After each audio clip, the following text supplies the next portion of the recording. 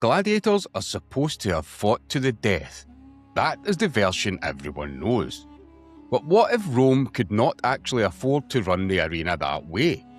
Because once you look at the money, the training, and the rules, the bloodbath starts to look less like history and more like myth.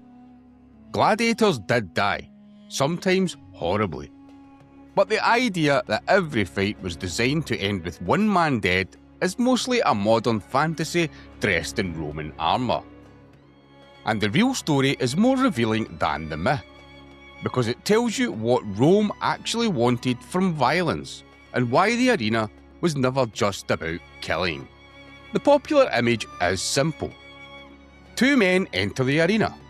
One falls, the crowd roars, an emperor gives a signal, the loser dies. That is the Roman world most people carry around in their heads. A civilization so addicted to blood that even its sport was just public slaughter with a ticket price. It feels believable, because Rome really was brutal. Executions were public, criminals could be torn apart by animals, prisoners could be humiliated and killed for spectacle. The amphitheatre was absolutely a place where people died. But that is exactly where the confusion begins. Because not everyone who died in a Roman arena was a gladiator. And once you separate gladiator combat from executions, beast hunts, and punishments, the standard story starts to fall apart. The truth is not that the arena was kind. It was not. The truth is that gladiators were not disposable in the way modern films pretend they were. They were trained, they were matched carefully, they were expensive, and in many cases, they were expected to survive. The myth survives because it is neat. It tells you Rome was cruel.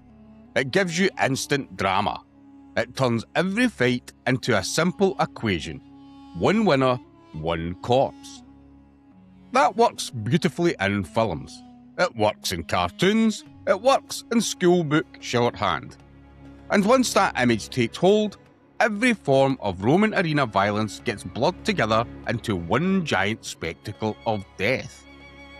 But a condemned criminal was not the same thing as a gladiator. A prisoner thrown to wild animals was not the same thing as a gladiator.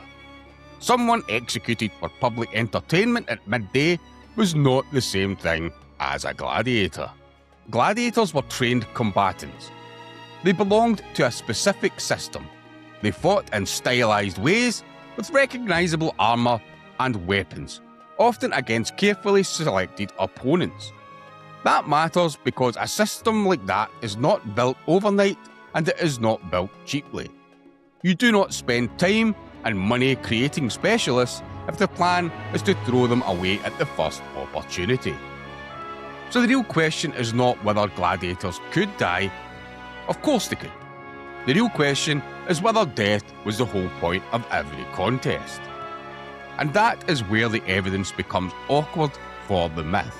Some gladiators were enslaved. Some were prisoners of war.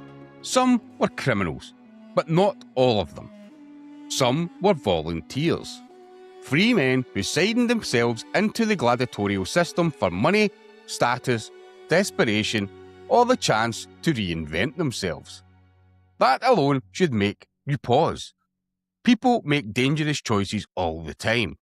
But a profession with automatic death built into every shift is a harder sell. Once inside the system, gladiators trained in schools known as ludi. They were taught discipline, style, stamina, and weapon use. Different classes of gladiator fought in different ways.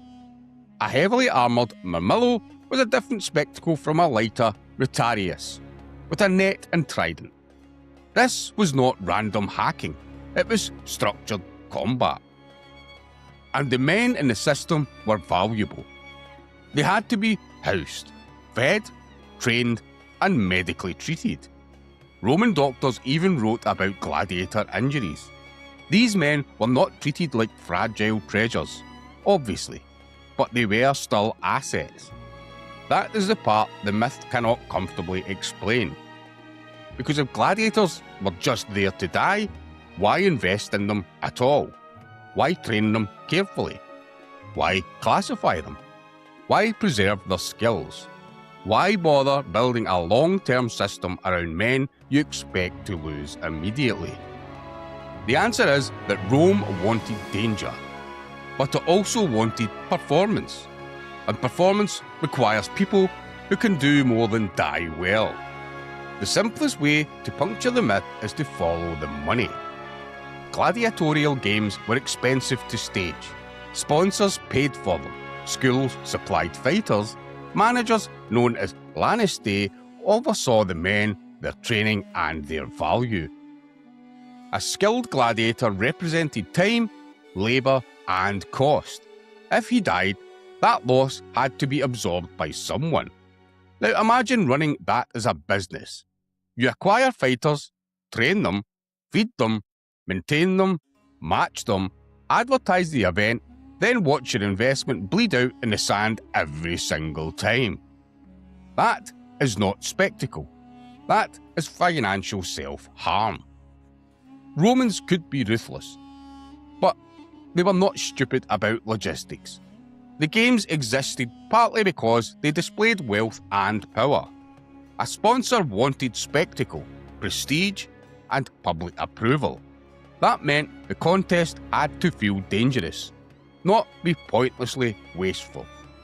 So gladiator combat worked best when it balanced risk and value. The danger had to be real, otherwise the audience would not care.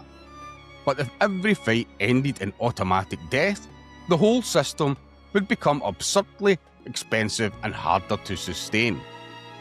That is why many historians think the arena operated more like a brutal professional sport than a conveyor belt to the grave.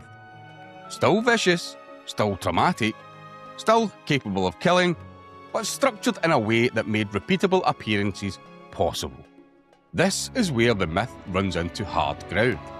First, inscriptions and epitaphs show that some gladiators fought multiple times.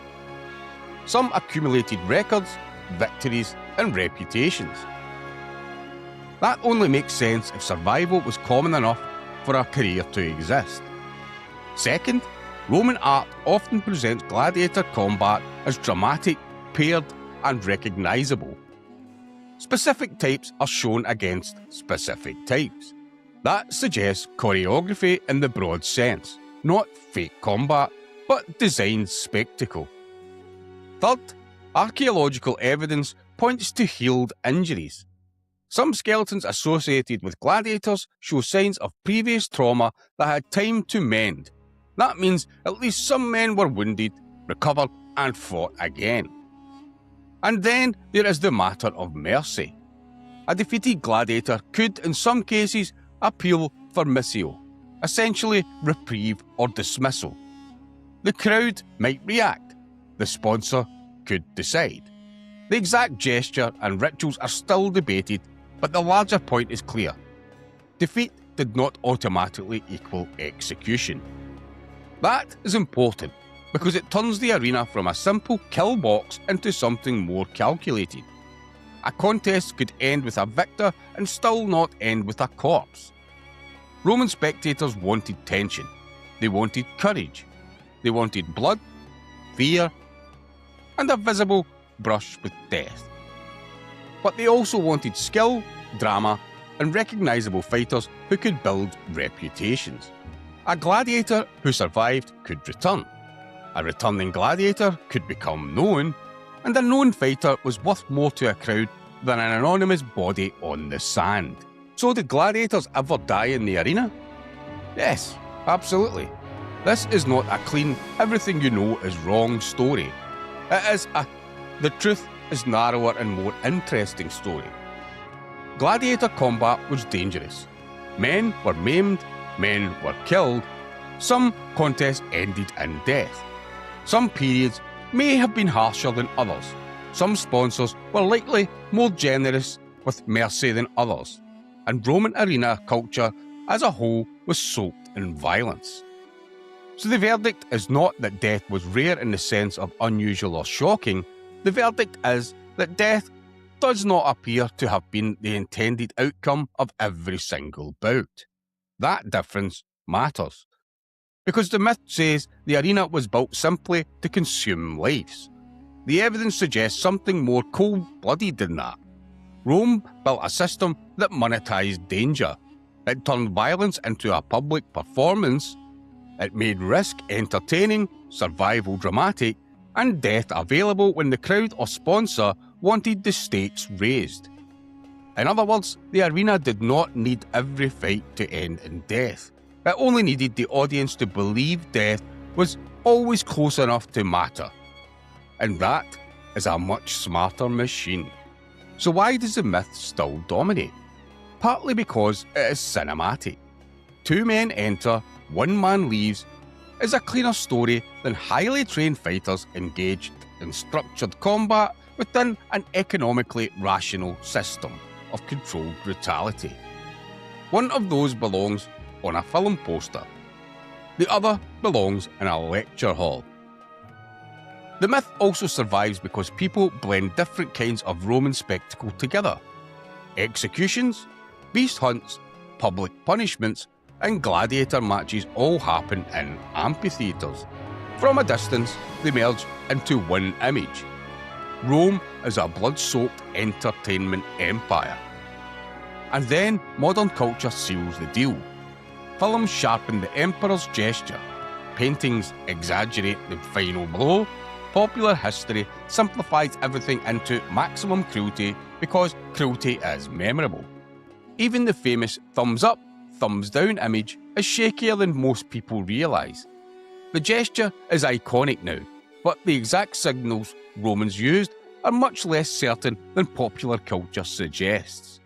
So the myth survives for the same reason many historical myths survive. It is vivid. It flatters what people already think they know. And it offers a version of the past that is easier to picture than the truth. But the truth is better. Because instead of random carnage, you get a society that engineered violence with chilling efficiency. A society that understood blood could be more useful when it was managed. So, the gladiators fight to the death. Sometimes, yes, but not in the automatic every bout ends with a body way most people imagine. Gladiators were trained, valuable, and part of a structured system designed to produce suspense, danger, and spectacle. Rome wanted violence, but it also wanted return on investment. The arena was not simply a killing floor. It was a theatre of controlled risk. And that may be the most unsettling part of the whole story. The myth paints Rome as savage. The truth paints Rome as organised. Because the empire did not need chaos. It built something far more effective than chaos. It built a machine that could package fear, sell blood, and make brutality look like entertainment. That is why the gladiator myth matters. Not because it gets one fact wrong, but because it hides the real lesson. Rome was not impressive because it loved violence. Lots of societies have loved violence. Rome's impressive because it knew how to systemize it. And once you see that, the arena stops looking like ancient madness, it starts looking uncomfortably modern. The myth is busted, but the reality is not exactly comforting, because gladiators did not need to die every time for the arena to work. The system was already doing exactly what it was built to do.